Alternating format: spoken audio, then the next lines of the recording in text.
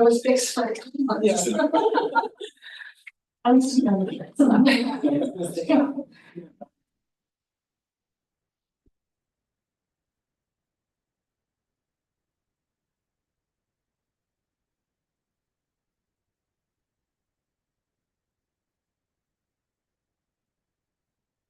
Hello and welcome to the Weston Redevelopment Advisory Board meeting. Today is May 6th, 2026. We'll go ahead and start with Redevelopment. Ashley Mori, Present.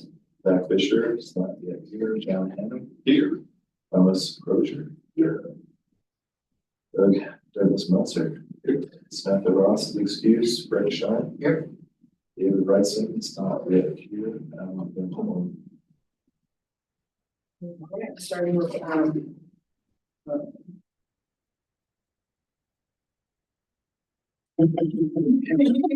approval of the agenda.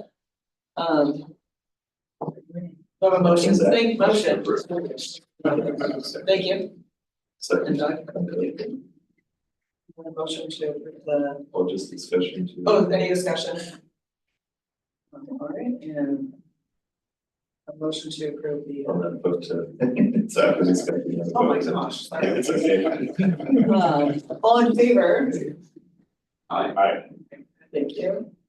All right, motion to approve the meeting minutes from April 1. Second. Any discussion? All in favor? Aye. Thank you. So we do have a new visitor from Polk. I don't know if you have anything to share, if you're just attending. I'm just here. All right, welcome. Thanks for joining us.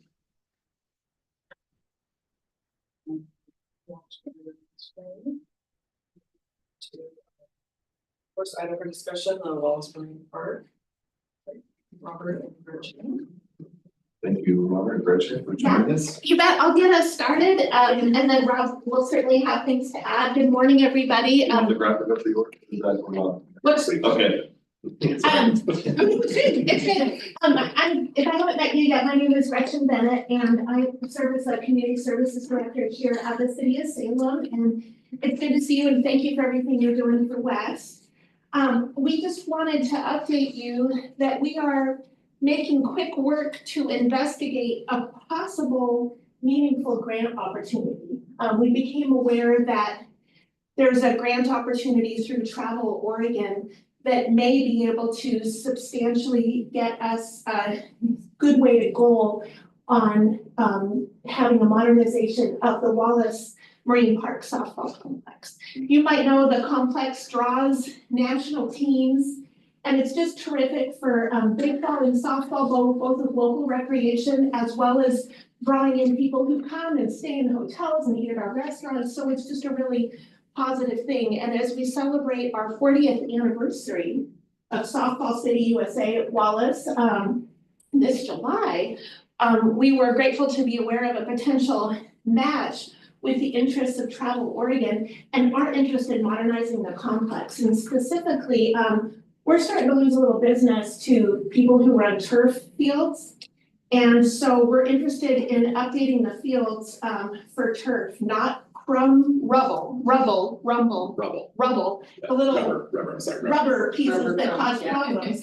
But there's other products that we're evaluating, such as a product that we just recently installed out at Gear Park that seems to be doing really well so far. And we're also interested in updating and modernizing the lighting to be more efficient.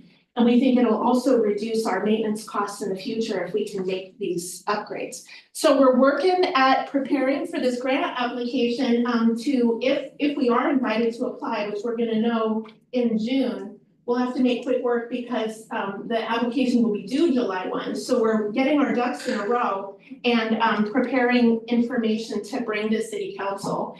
I'm not certain of the budget yet. We're gonna be looking for financial partners because we're gonna need to produce a match to the grant, and we're still trying to examine how to get to that goal.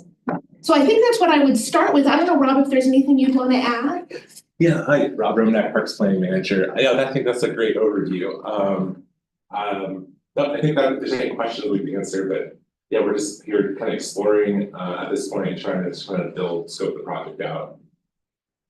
And I wanted to make you aware with your work with West Salem and redevelopment, and see what initial comments you would have, or if you think of things along the month of May as we're exploring and gathering ideas and information and feedback. We'd love to hear what you think about the idea. I think one thing I would add that is as we build, as we understand what match we can bring as a community, that might help us scale the level of improvements. So we could do infield only turf as we've done at Deer Park.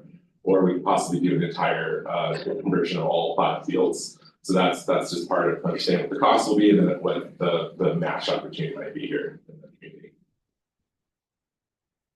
Counselor, I don't want to put you in the spot. If you wanted to add anything, you're certainly welcome to. No. Thank you I appreciate that, because that was something I was gonna mention today. I didn't know we were getting here, so I'm glad you're here. So in regards to the softball facility, right now, what kind of revenue is it producing? I don't have that off the top of my head, do you? I don't have it off the top of my head either. We definitely something follow up, but I will tell you it is a revenue positive amenity in our park system. Okay, A few, it's one of them. and then I also know that used to be ran by a private company, and I'm curious why the city took it back over. I also don't know that. Yeah, that would be hectic. Okay, because I know that that company would take on the burden of the expenses, I know the lighting and that sort of thing, and is it my understanding that the lights have been updated? When's the last time the lights were updated, I guess? The lights have been, we've done some maintenance, like work on them, but the replacing light bulbs is very expensive. Yeah, And so the idea of upgrading is as Gretchen noted, to get more focused light on the playing fields while reducing light pollution. But also there's newer systems, for example, Willamette University's recent upgrades, where there's a possibility of if an LED light goes bad, which is not common, there's a way to replace that light without using a crane. And so that's a significant maintenance cost reduction over time.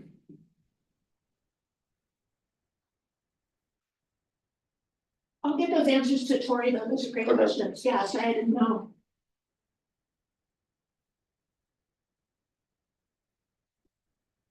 and you guys don't know the cost of turf or anything at this point, this is just, Not yet. you guys this is just the idea stage? Yeah. Perfect, I think, great. yeah, absolutely. Now that I'm not gonna ask. We have a general sense of cost from the Deer project, and we are requesting just some rough ideas from some vendors out there. What was the expense of your project? It was a little under $1 million to do the 2 infields. Do we know the lifespan of the turf? The light, so there is, it's a little different on different parts of the field, so if we did an outfield, you could reasonably expect to get well over 10 years. But there's certain components of the infield that are gonna need more regular replacement. Like, for example, the home plate will probably need replaced every other year. And then around the field bases, maybe every 4 years. So it's a complex, generally it's less maintenance, but there will be these big costs periodically as we have like essentially recarpet the field.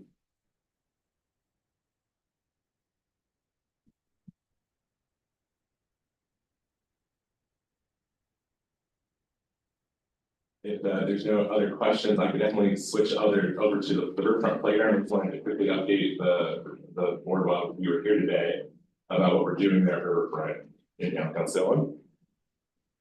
And Tori, could you throw up my graphic packet there?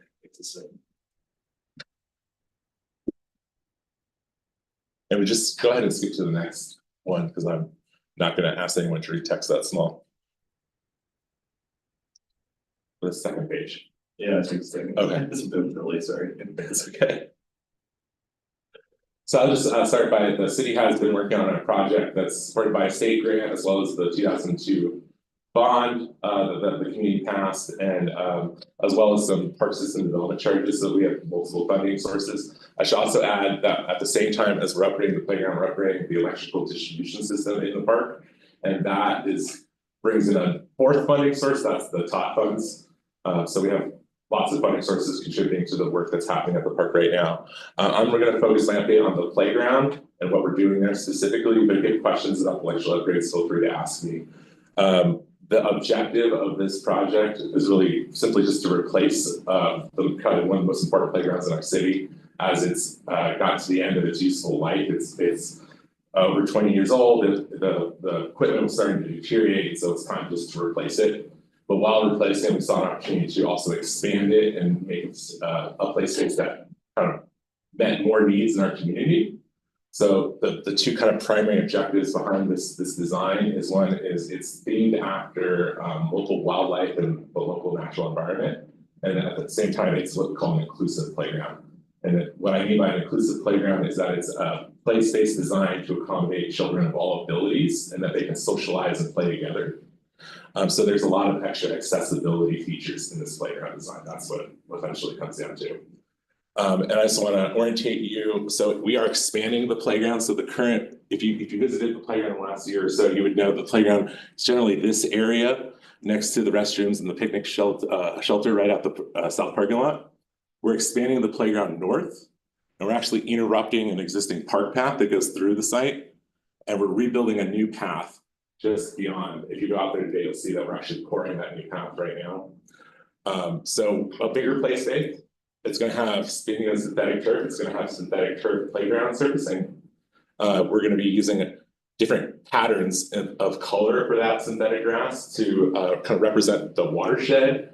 While also we have this path, this orientation path. This is one of those inclusive design features. It allows kids to kind of understand where they need to go to find something else to do in the playground. The playground will be encompassed by a fence, but there's no gates, so there's openings, but the gates are meant to kind of contain the play area. So you have a kid that runs, you know, you could take them here and probably have more success and have a good time. Tori, you want to go to the next slide? Oh, just one more after that. So this one is ground level at the entry of the new playground. We'll have some interpretive signage here talking about local wildlife, and that's going to kind of explain a cool feature we have in the playground. In the pavement as you walk in will be circles with a riddle and an emblem in the middle. The emblem will be a local wildlife, like a turtle. And it's a pretty simple riddle, but if you can figure out the riddle, it will navigate you on a little scavenger hunt through the playground to find the same silhouette somewhere in the playground. So that's like a scavenger hunt element. Let's see, we're gonna have a music station. You start to see the inclusive playground equipment. Or you want to go to the next one? This is a 3-story custom play structure. The ramp that is going to come up on the second level is going to come from an accessible ramp. And that bridge there is extra wide. That's some feedback we got from community members who, you know, frankly, are families who have children who in wheelchairs. So we sat down and talked to them through our design process. And that was like one of the big things they emphasized to us is just that platform. It's not good enough to just have one wheelchair go by. If there people in wheelchairs have social groups with other people in wheelchairs. So sometimes you will get 3 or 4 wheelchairs at the playground at once. And so you got to think about like 2 wheelchairs passing each other, you know. So it's a really wide bridge. Goes to the second level where you can access a couple slides.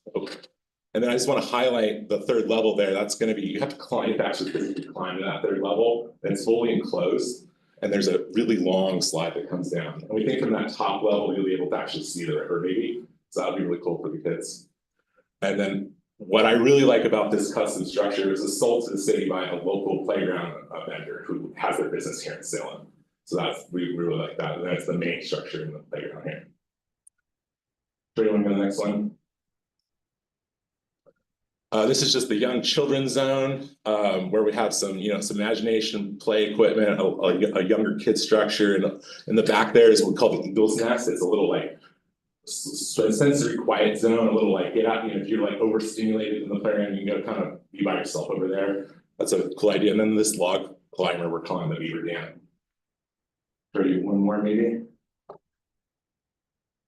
Yeah, overview, great. And so we are also, I want to highlight expanding the number of swings, a variety of swings in the park. I think this is really important, just pragmatically. If you have young kids that have went on that playground, you might know like the swings are always oversubscribed. People are waiting to use them. And then we're introducing a rock boulder scramble. So that's just like a little nature play element. That's a component of the playground as well. We are working with Dolphy Construction, they're our low bidder. And we're doing really well with them at the moment. They're making some really good progress. They have really good momentum behind the construction project. And I would say we are on track for hopefully opening the new playground in possibly in July, but either by mid to late summer. So it's possible July opening, but I'm not gonna guarantee it. And please let me know if you have any questions.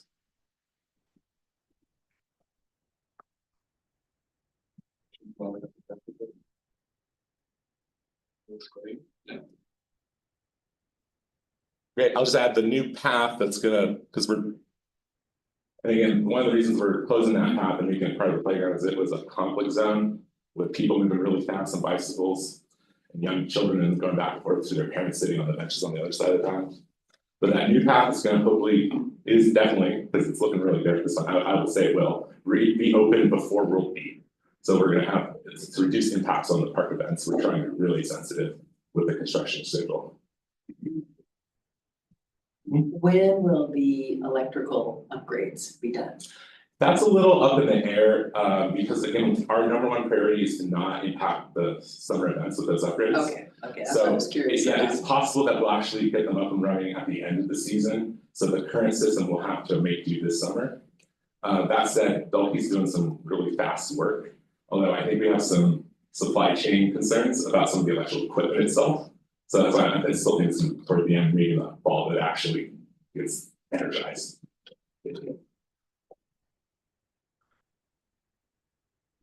Okay, thank you all. Thank you. Yeah, thanks. Yeah. Thank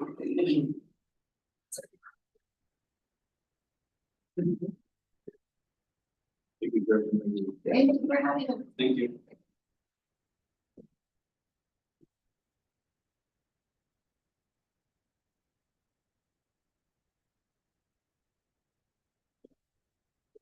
Join you guys at the table, if that's okay. Sarah, We're gonna bounce back and forth, so. We've been here about same amount of time, what, 17 years, going on 17?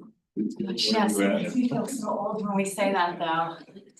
I'm still 25, I just started here, I don't know what you're talking about. And Derek and Beth also. So we're gonna start by going over urban renewal project outside of West Salem. Pretty well praised of what's happening in West Salem. So we'll take the time to share what's happening outside and other urban renewal areas.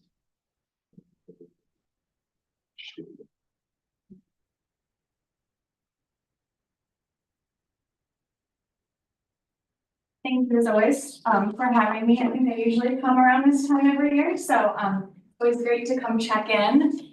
And, we'll be bouncing around, so just jump in as always if you guys have questions, or if we don't touch on something that you have questions about, we might be able to answer them, or if not, we will get the answers for you. There's lots happening, so trying to sort of cherry pick, is always a little bit of a challenge for these kinds of situations, so. To start out, we have technically 8 urban renewal areas. As we go through the presentation, we'll work somewhat north to south. So to the north, we have our largest urban renewal area, the Gateway urban renewal area. And then working towards downtown. To the southeast, there's a single property right at George. And then we have West Salem, or front downtown, West Salem, South Waterfront, all fairly clustered in that same central area. And if you work towards the south, the Hillcrest, Fairview. So we'll speak to most of these. Jory is unique. We have a urban renewal financial program to help with housing development projects. And Jory's been the only one so far that's actually gone through the process and built. So we'll spend too much time on that one. And Fairview is an area that has, for the most part, completed all of its projects, utilized all its funding. There's some remaining funds, so remains open so that those remaining funds can be dedicated to needs as they come up.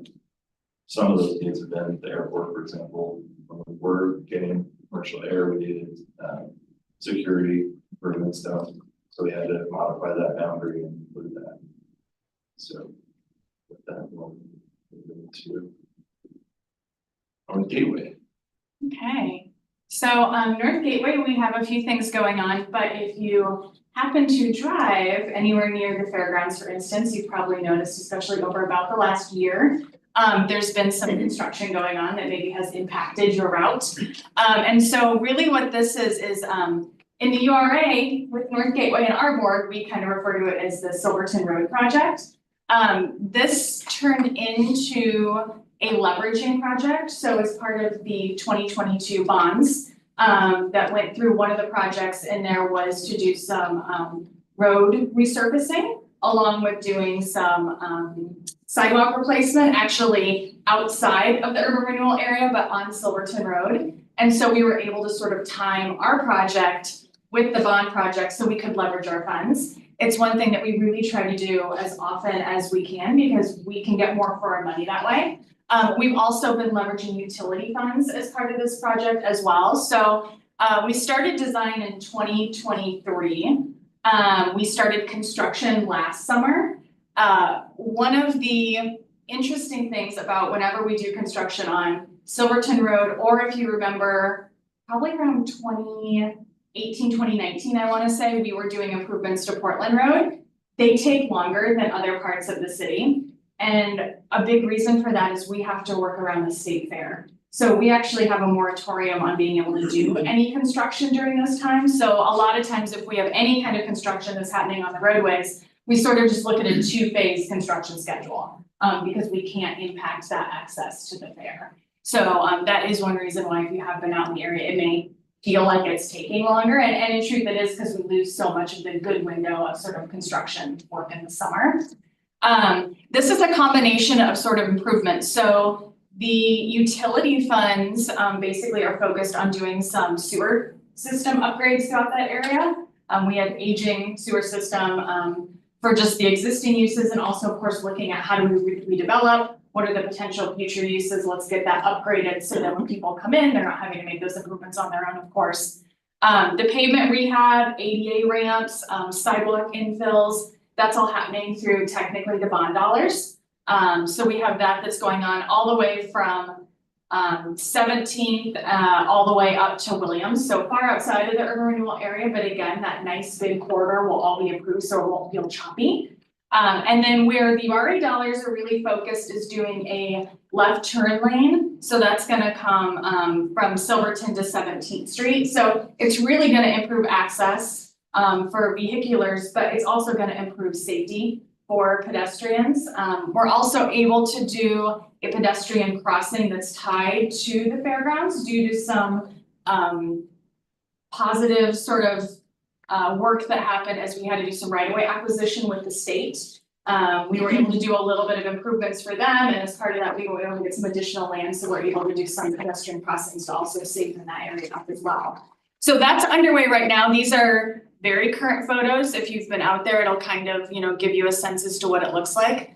I think the only sort of delay we could potentially see, and Rob spoke to this, and honestly, it's something that I think Tori and I have been hearing since COVID, and some of you may have encountered it as well. Anytime you have electrical components on projects, it seems like that has not been able to catch up since COVID. There are years delays on certain pieces, certain elements.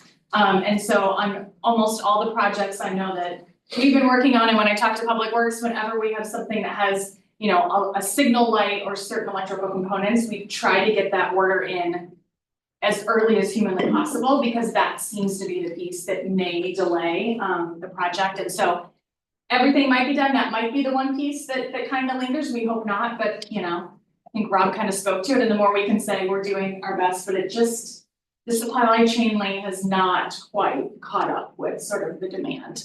And so that's kind of what's happening out there. So we're really excited about it. I think it's gonna make a huge improvement, and we're already seeing a lot of growth in that corridor. So I think as people are seeing kind of these improvements happen, they're kind of trying to jump in and also make improvements on their properties, which is what we love to see. I'll speak really quickly on the grants. So this is Don Froylon, the Mexican cheese manufacturer in North Gateway. Similar to West Salem and downtown, there's a grant program out there. And just like West Salem too, grant funds can be used as matched private funding for industrial manufacturing. And when they located the Salem grant program, helping with their initial building. So if you've been out there, it's pretty neat off of Portland Road. And now they're in such high demand, expanding new markets that have expanded. So we've been able to, enough time has gone by where the grant has been able to help them in that expansion. This is another example of some that are working. There's a lot of different businesses that have sought grant opportunities there, similar to West Salem. So I would say there have been a considerable amount in the industrial manufacturing side. But there also been commercial retail and other buildings. And Tori doesn't give himself enough credit, but he actually manages all of our grant programs for URA, so West Salem, Riverfront, North Gateway, and we still have some in Fairview. So he's taken over sort of making sure that they're all kind of looked at in a similar way, so. And I have help now, so Derek helps with the strategic, we have in downtown and North Gateway, where we've had some crime issues. We've had, the agency has recognized those issues and created security grant program, like the smaller grant. So Derek's been doing a lot of that for downtown and North Gateway now, and then Bess has been helping me downtown. So I'm getting help, and Sarah's always awesome to work with, and a good team. So it's nice to, there's been a lot of demand, especially recently in all these areas with grants. So it's nice to get that additional help. Oh, yeah. Who owns the parking lot that's across from Fairgrounds due west, the gravel parking lot? I think that's owned by the state, but I can double check with you. But I'm 95% sure that that's state owned. It'd be really nice if the state made a little bit of investment in some of their facilities that service that. And you had mentioned that you were putting a left turn lane, and I had the same thought with Royal. And now there's getting to be a fair amount of traffic on that. As its reputation is drawing people, it's cool. Yeah, it is. I know that there isn't anything looked at where they are. We are looking, it won't be a new, there's already a signal there, but we are in the process right now of doing design work for improvements to Portland Road to kind of continue what we did back in 2019. So basically, if you're on Portland Road and you go kind of under the railroad tunnel, as soon as you come out, the improvements will start there. And they'll pretty much go to where we stopped before. And one of those will be improving the signal light at Atlanta. So although it's not a new one by Don Foylan, we will be doing a whole new sort of signal interchange that should make that better as part of that project. But that'll be very similar to what we've done before, once again, for consistency. And again, that's one where the URA couldn't have done it on its own, and the bond couldn't have done everything on its own. So again, we're able to leverage there to do water improvements, filling in of sidewalks, repaving, the signal, we'll be pulling utilities sort of back to open that up.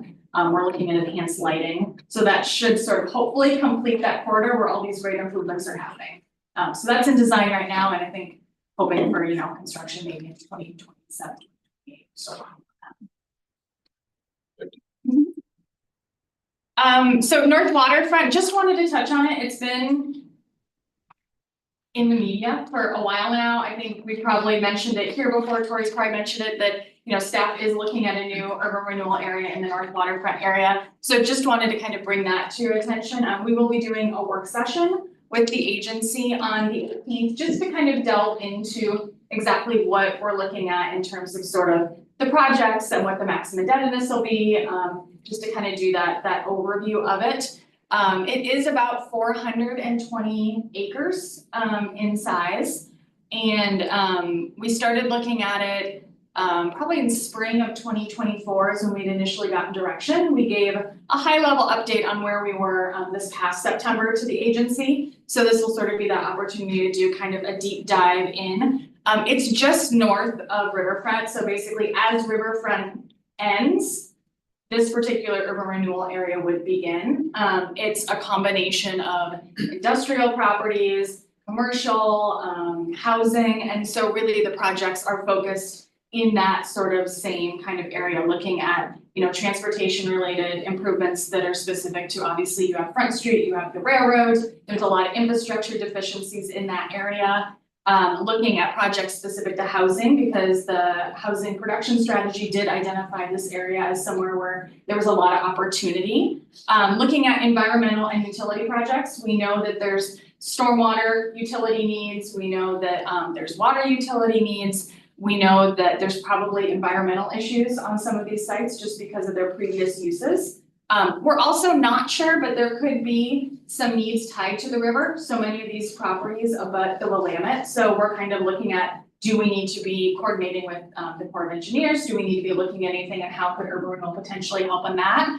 And then obviously the redevelopment sort of development. So a lot of the core stuff that our urban renewal areas do right now, looking at continuing our grant programs and, you know, working with developers and trying to continue a lot of that really good work that we still do. So there'll be a lot of consistency in terms of what staff is seeing for this. When you look at the West Salem or the riverfront or the North Gateway, it's very consistent in terms of the types of projects. And so we'll be sort of taking that forward to see, are we on the right path? Do we need to switch it? And then looking to hopefully move that forward. And again, just like any urban renewal area, this is sort of what we think today, and we'll build the plan accordingly to all that feedback. But just like, you know, in West Salem and the other ones, many of times we've gone back and added projects to the plan and modified it because things change, and we do our best to look at our magic crystal ball, but no one could have predicted COVID. Nobody could have predicted so many of the things that have happened in the last 6 years. And so we do our best to kind of look at it, but we may have to switch it up.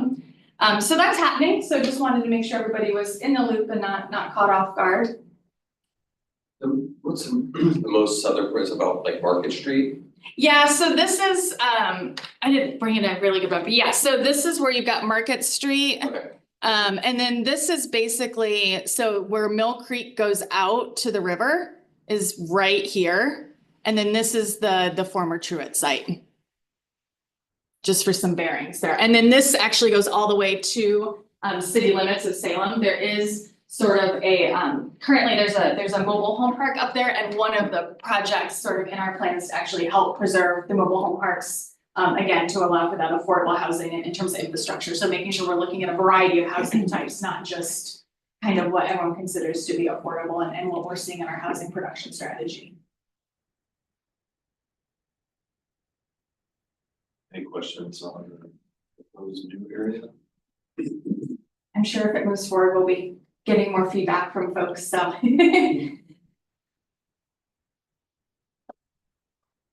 McGillcrest, I think I've brought this one to you guys before because it has personally been one that I think I've had on my plate since I started here. But this is the completion of phase 2. So if you happen to be out in the area, this is a project that would improve McGillcrest Street from 12th all the way to 25th Street. It is an incredibly expensive project and one that the URA was never going to have enough money to actually do. So the idea of the urban renewal in this situation, it's a singular project focused urban renewal area, and it was really to fund the design of the project, to help with the permitting, and really to help with match dollars, knowing we would have to go out. So in order to do phase 1, phase 2, and soon to be phase 3, we have used state funds, we have utility funds, we have stormwater funds, and then on our 6th attempt, we finally got federal raised dollars, about 14 million in that. And so we also have bond dollars in this one. So this is doing everything from obviously creating turn lanes throughout, widening. There are no sidewalks, there's no bike paths, there's no access points for anybody. So you're seeing that now. If you drive out there, you can see where we haven't done the work. It's very obvious. There's also flooding that likes to occur in this area, which is really challenging to get any sort of development out there. So that is getting rectified as part of this.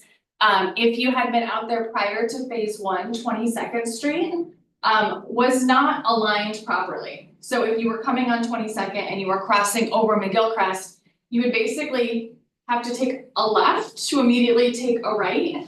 Not only safety concerns, but obviously we have a lot of folks out here that have trailers, heavy equipment, things of that nature, and it makes it really hard for them to sort of navigate in that area. So one of the first projects we did in phase one was to realign that to allow more free flowing traffic. So phase two, which was basically from 22nd to 25th, just finished substantially here within about the last month. We're still doing some landscaping. Phase three is gonna pretty much be from 19th to 12th. It does include railroad work, so we may end up having to do a phase 3A and 3B depending. The railroad kind of works at their own pace, but we are in design right now and we're hopeful to start construction on at least some of that next summer. If you're out there, you might notice we're thinking utility work should actually probably start happening here this spring, where they'll start moving utilities back in order to get that work done. So it's not a quick one, but it is one that's making a really big difference out in this area in terms of access, in terms of development. We've already seen some great, projects happening out there, and heard really positive things from folks in terms of being able to get sort of, through the area a little bit better.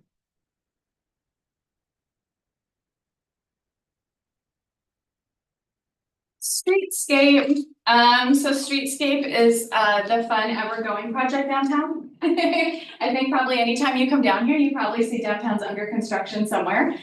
So we just finished phase 5A, and so we're about to start phase 5B. We're just finalizing contracts for that.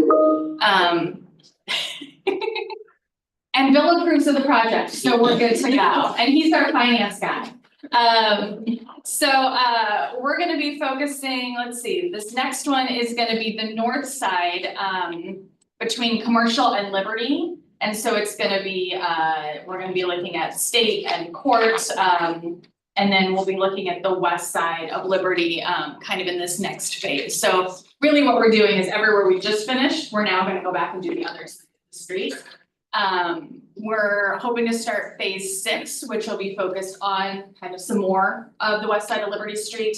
Probably maybe late this fall, it could be winter, it kind of depends on when phase 5B ends. It's kind of thinking we're looking at fall. We don't like to do any construction over the holidays downtown. So that one may be more of a January, February. It's kind of each phase runs into the next. So the timing always gets a little bit off, but as we start on 5B, we'll get construction docs out to start bidding for phase 6. And then once we get that underway, then we start the next one.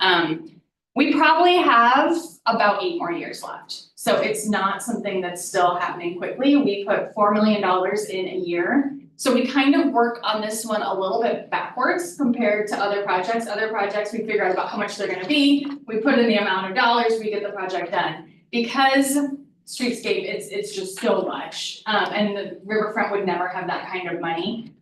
We've kind of approached it as $4 million is a good amount to get anywhere from 3 to 6 blocks done, depending on, how much work has to happen. And so each phase, as we figure out what can we do with this amount of money versus sort of trying to work into it the other way.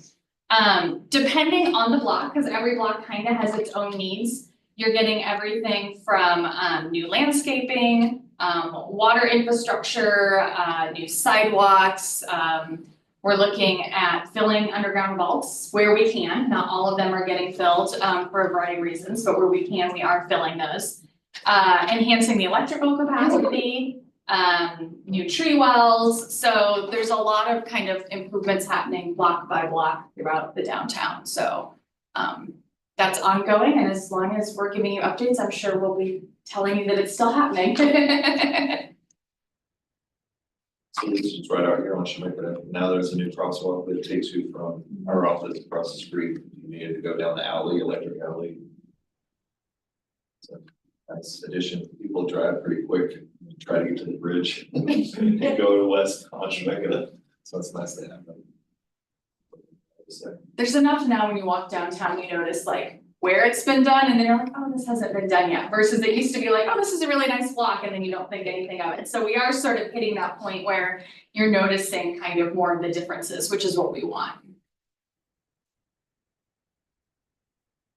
And we updated you, I think, last fall on Marion. So Marion is probably the least utilized parking structure, and there's a lot more housing going around there. So we're doing what we can to update it for safety, security, accessibility, visibility.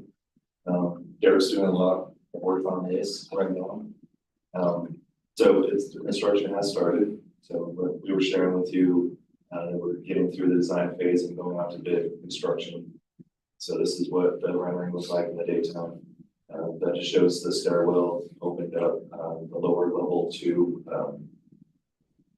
we're trying to have that completely open, but, for zoning purposes, you can see cars, so we have to put a screening wall. So it's one of those where we've had the brick walls and the plantings that have created problems with, population, dwellings and things like that.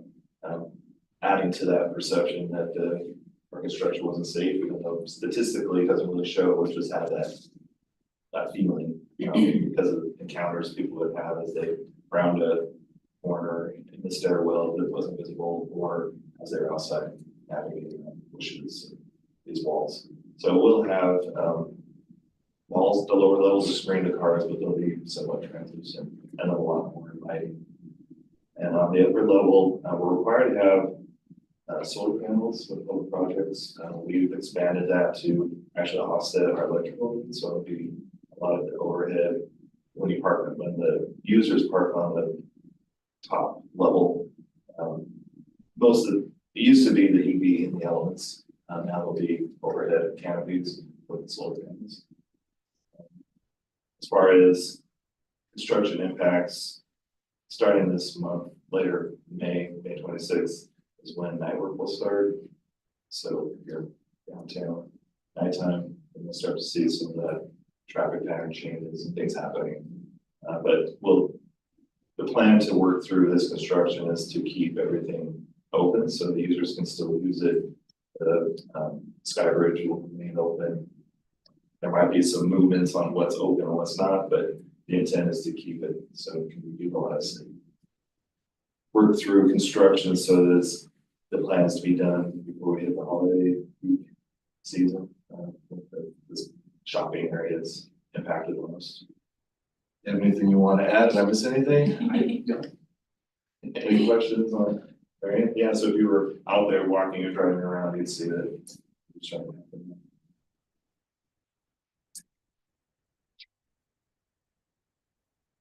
And then similar to West Salem and North Gateway, the grants for downtown. These help out historic. I think that would probably be the main difference between the three. That there's a significant amount of like historic buildings that are really difficult to upgrade and engage that upper level with ingress, egress, fire safety, accessibility. So you have to get in there and reinforce it to support elevators and really engage the upper floor. And that's been since 2016 when things really started, like heavy investments started to go into engaging that upper floor. So we started to see a lot of these historic buildings get a lot of private investment and start to see that increase. So this is on Core Street next to GoCo. Again, it's one of those where as these improvements get done, they have to maintain the historic look on the facade and interior. They do a lot of upgrades so they're modernized. And in this case, commercial retail services down on the ground floor and then office and housing in some cases. So there was I think used to be a florist shop back in the day. Yeah. Are they utilizing that? They haven't used the grant. There's a florist just east of here and around the corner. Yeah, they're still in the same area, but I'm not sure. This is the building address, but it's just west. Yeah. This is just west of Governor's Cup. So this is one building. Still in the same block. Yeah, The former yeah, Whitlock it's still building. there. It used to be the vacuum, yeah, that's Yeah. that building now. Yeah, Woodlocks. Actually, they put on their sign, which is kind of cool, they have an old school like vacuum Oh, for like their name, so unless you knew what it, just to kind of give a little homage to what it had been for years and years, which Yeah, is you kind can of cool, because it does see have a different owner now. Oh, I think that the old sign.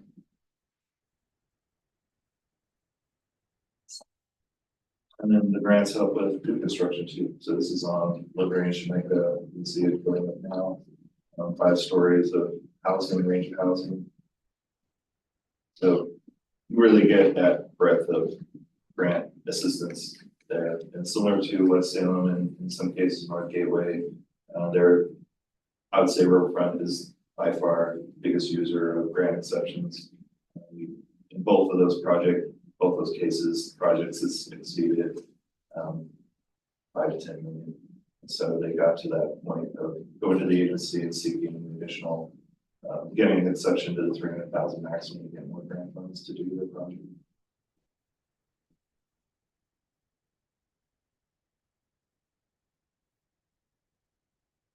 And across the street here, we have development opportunity block 50. So it's right off Center Street and Commercial Street. And what this was the former basketball mission. The agency acquired it, and then we went through the demolition phase, and now we're in the process of, we went through a selection phase 2 of picking a developer. There were several that proposed and went through the selection process and one got picked. And so as they're going through framing their financial statements, seeing what investors can come in and what price, we've been going through to mitigate environmental issues that are on site. This was in the, I think, Salem Reporter recently. So it does take time, and that's one thing that they found out. We've been working with the Department of Environmental Quality of the state, environmental consultants, and going through doing what we can to understand where the environmental issues are and what degree of cleanup we need to do to allow for housing on transport. So that's where this is right now. Of course, everyone would love to see this go as fast as possible, as would we. It's just taking time to do these monitoring wells. So what will happen is May 12th next week, we actually have to go further north from the site and drill to see exactly where this plume might be, so we can understand how to mitigate it from there. It's happening, it's just slower than we would like. We never buy the easy ones though, because somebody else would take care of that. So that's, always sort of the piece that everyone forgets is if we're raising your rate, usually it's because it doesn't make sense for a private developer to come in and be able to do it. And that's, that's the tricky piece to it, because we would love it to move fast too, but they're always complicated. And then bringing in like DEQ, I mean, I have them on one of my sites just trying to get a no further action that we already had, and it's taken me like 18 months. So things just don't fast, unfortunately. Yeah, I think that's where the urban renewal tools are really helpful with that, like grants and things like that. Is there's market demand and forces that will eventually, like this could have sat empty, blighted for a long time until someone saw it as an opportunity and had enough financing to be, and have the private market just attack it on its own. So what we try to do is front load that, try to have an incentive so that those things happen quicker. And in this case too, it was fast to be acquired and demoed, so it's been in this state for a while. But the hope is to try to get it as close to development ready as possible, so that when it gets to that phase, it can construct.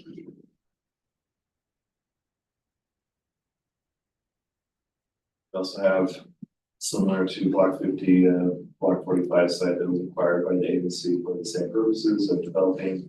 And this is further south, it's actually splits the edge of Riverfront downtown, and as you go into South Watertown, it literally splits this property down the half.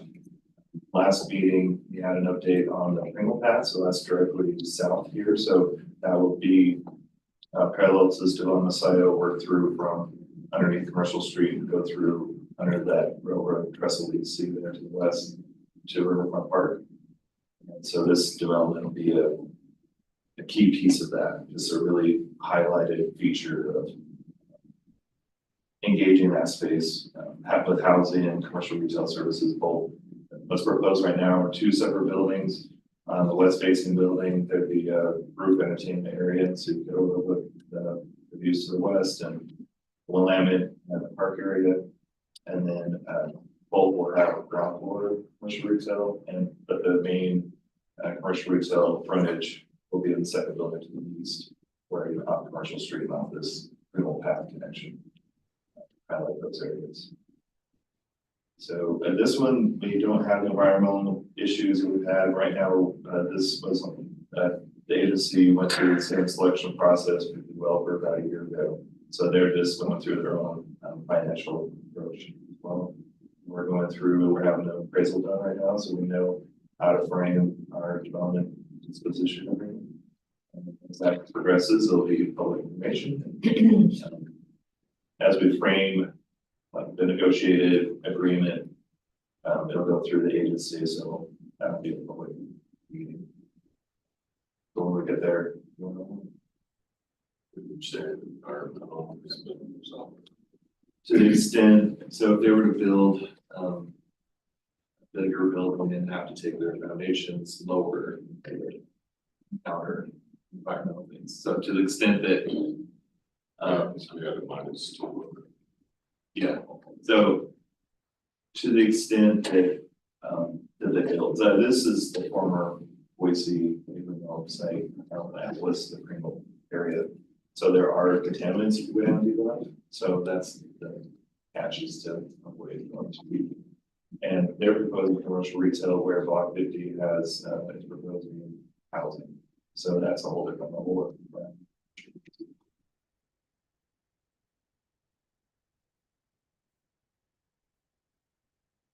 Going considerably further south, and this is off, Lancaster comes onto the highway as it approaches, Hoover Court.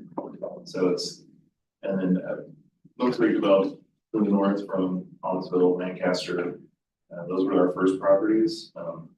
As urban renewal, this tax increment. The benefit to work with the state in this area is its former Department of Corrections land. It was not taxable.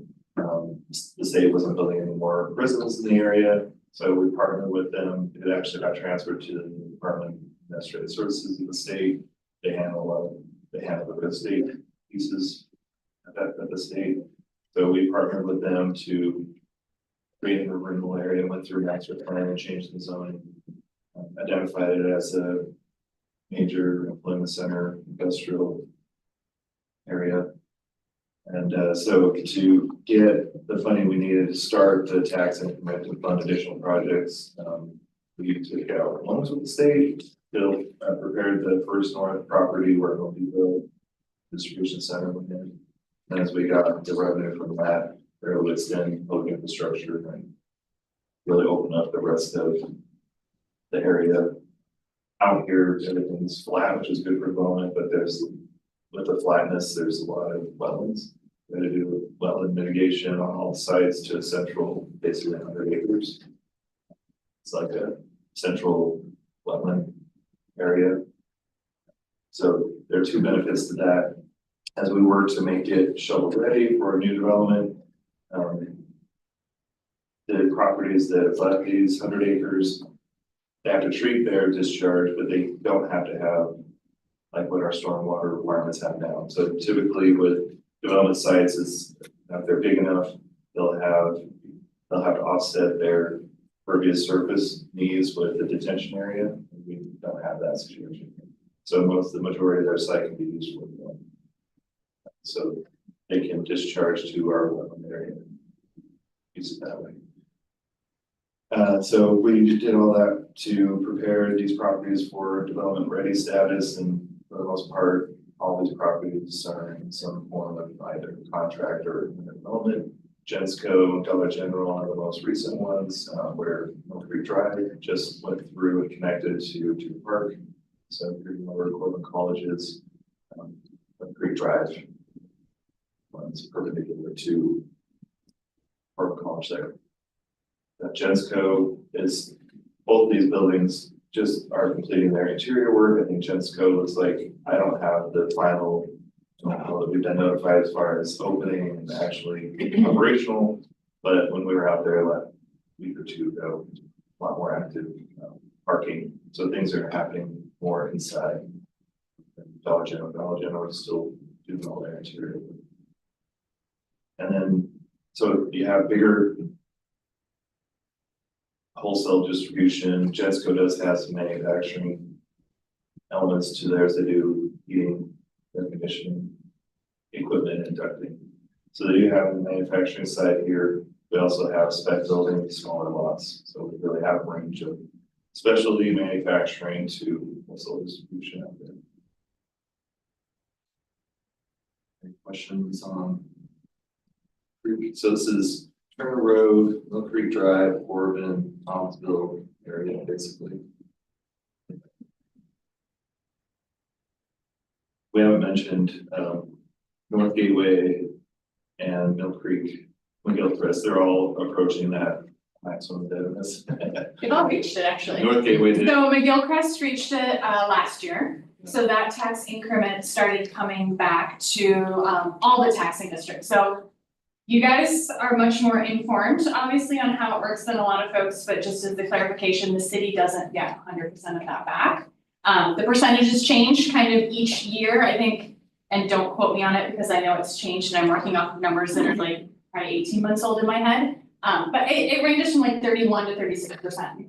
So if a URA, we were collecting, say, $1 million a year, then about 31 to 36% of that, when it stopped collecting, would go back to, say, the city and then all the other taxing districts. The URA itself continues to hold the money that it's already collected. We can't control really how quickly it comes in, and as long as we still have projects, we'll keep doing those projects with the funds collected, but it doesn't take away from the taxing districts anymore. So it's one of those where it collected what it was supposed to. We have our list of projects, we'll keep implementing it. And now that growth that's been occurring ever since the establishment will start going back to the taxing district. So McGillcrest hit it a year ago, this year. So technically, because the way that we collect property taxes, it's not like one big hit. It's sort of these monthly kind of distributions that come in. So technically, we're still getting the final distributions in Mill Creek and in North Gateway, but starting really next fiscal year, so in July, those two will also be off kind of the radar. So we have an extremely low percentage starting July 1st of both acreage of urban renewals in the city and also what the value actually is on both. Where I want to say valuation will be at like 5.2% and acreage will only be at like 1.7% in terms of collections. And so that also is part of why looking at new urban renewal areas makes sense. We can technically have 15% of both based upon the occupancy of the city of Salem. So we always say that they stopped collecting versus closed. Yeah. When we say closed, it means we're gonna go to the county and we're gonna say, we're done. If anything's left, it's gonna get redistributed. And so we're really careful because that's definitely not the case, because a lot of these projects just take a long time to sort of piece everything together. And so that's always sort of one of those interesting, it should be the same, but it's very different in terms of its meaning. And then West Salem, I think right now you guys are at like around maybe 2027, 2028.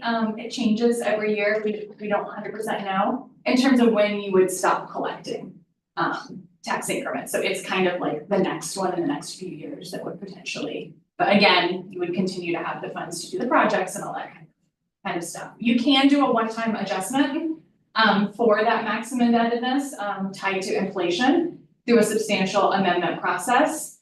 And we usually will run through that kind of process internally just to see what that number would look like, because we can't just pick anything we would want. And oftentimes, depending on what your initial maximum indebtedness is, that's sort of where that inflation number is based. So depending on what that is, it may not be that it actually makes sense to go ahead and go through that process because you're not gonna be able to gain enough out of it.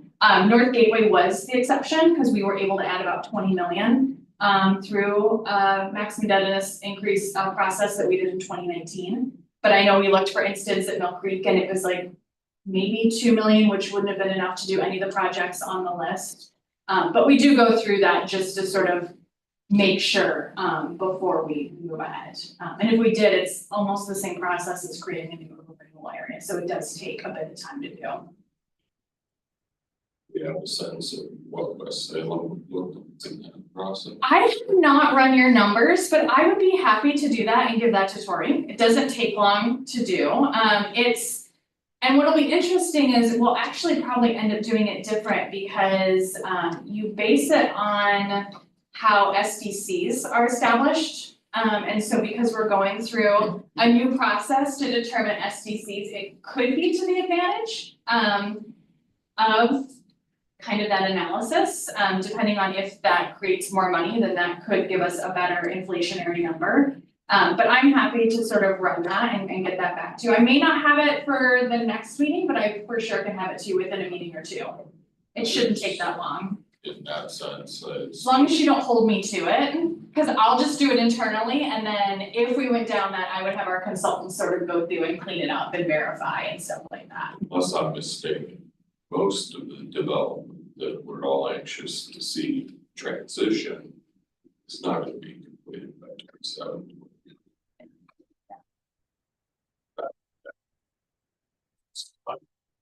And we don't have anything really major as far as project that's going against that indebtedness, as far as like funding utilization. Yeah. So that would be. a And really that's the catch, so one of the things that's required, so when we create a new urban renewal area, we can put funds kind of into buckets. Because you really just don't know, you're predicting 20, 10, 15, 20, 25 years out. When you go through a maximum indebtedness process, you are required to sort of identify how those funds would be used on what specific projects. You're not held to that, of course, because again, things can change, but it's not quite as open-ended as, well, we think we're gonna wanna do some transportation projects, or we think there's some development. You do have to be able to sort of identify why you're extending it, and really that's just an accountability to the taxing districts. So it is completely feasible, it would just be a matter of, are there projects that, the board sees that, folks see where more money would be needed than what you would currently have. And that's when we would start looking into that process to go through it. And that's what we did with North Gateway. So we had a whole list of projects that were specifically identified. So we were really able to, line item it, and then even to the point of having them prioritize what they would like to see done. And so that's how we kind of built, if we had another, $21 million, what would that look like? And that's kind of how we built out that budget. And then over time, some of those projects haven't made sense, but the replacement projects are ones that are very similar in nature too, and basically give us a bigger bang for the buck, is how we've approached it. So if we've gone through that with North Gate, it might help us. Yeah. If we had some vision on what that evolution looked like. Definitely. What that might represent Salem's Yeah. futures. Yeah, I think one of the first things we can do is at least get you what that number could even look like, because depending on what it is, it kind of like when we went through it with Mill Creek, it may not make sense because you may not be able to do what you want with it to make sense to go through the process. For North Gateway, I wanna say it took us, because we didn't have to write a new plan and report like you would for a new year, which does take a bit more time. It still took us about a year to do the process. The public piece alone is easily about 3 to 4 months if there's no alterations, and that's all governed by state statute. So there is a notification that goes out to every citizen in Salem. The agency has to approve it. You have to go to planning commission to make sure any of the projects that you're proposing match existing zoning. There's a public hearing that's involved, and then you have to still do a 30-day public notice before it can get recorded with the county. So there's definitely a lot of steps involved in doing that for sure.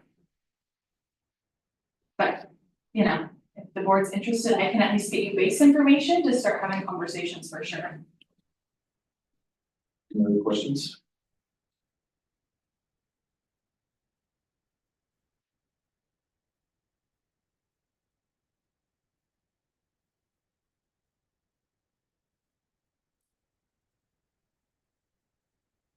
Yep.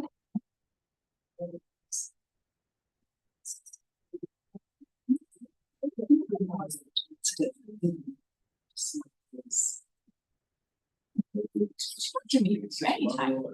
Counselors want to be. Today's Business Association. A lot of activities. Would you like me to just reach out to you and we can get something, yeah, I'm happy to do that, I'll make it over. The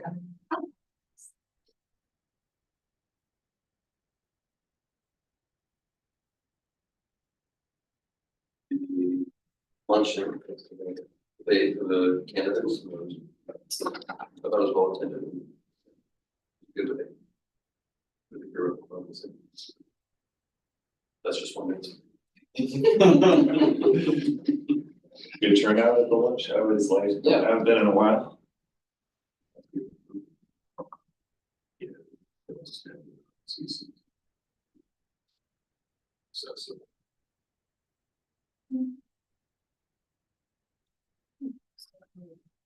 June meeting topics. So in July, we have ODOT coming to speak to the seismic upgrades on the Salem Street Bridge. So June is very open if you have anything, any questions. I think we're planning to skip, this is usually a winter and summer cancel.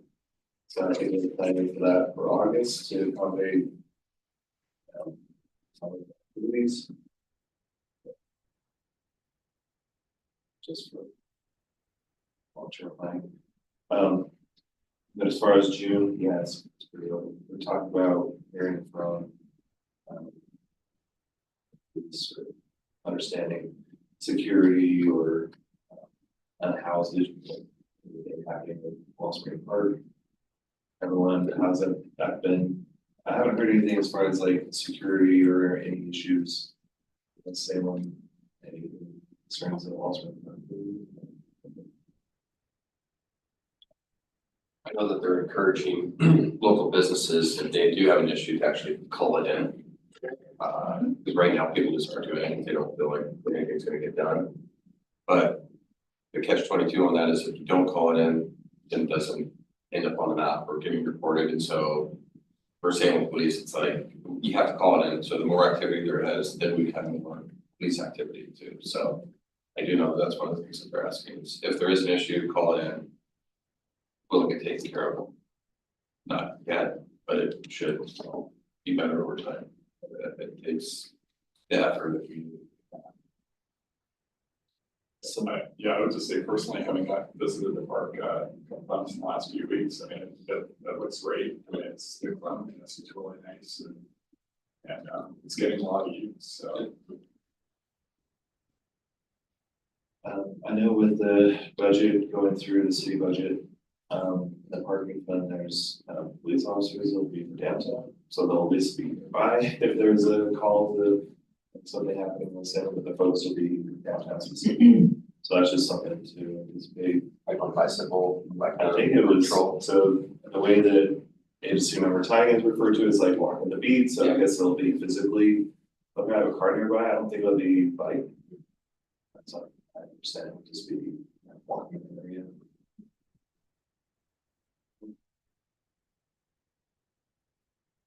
So if you have anything, Zachary and Ashley and I need to talk about the agenda about 2 weeks before the meeting. So if anything comes to mind, shoot me an email, we can talk about it.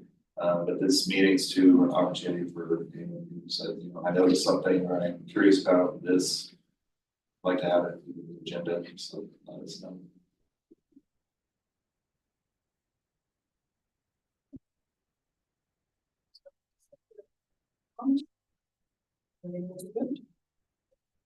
Thank you, everyone.